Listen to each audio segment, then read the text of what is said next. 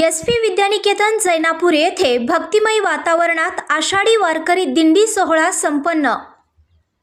Shrivardhan Patil foundation Danoli संचालित SP. विद्यानिकेतन जैनापूर येथे आषाढी एकादशी निमित्त मोठ्या उत्साहात आणि भक्तिभावात वारकरी दिंडी सोहळा संपन्न झाला।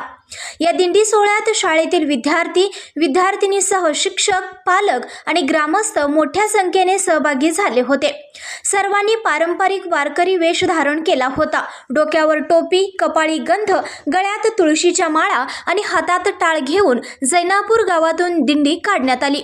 या कार्यक्रमाला श्रीवर्धन पाटील फाउंडेशनचे संस्थापक अध्यक्ष डॉक्टर अण्णासाहेब पाटील यांची विशेष उपस्थिती होती। त्यांच्या सोबत संदीप ठोंबरे, शुभम पाटील, मुख्याध्यापक विद्यासागर पाटील तसेच सर्व शिक्षक वर्ग उपस्थित होते।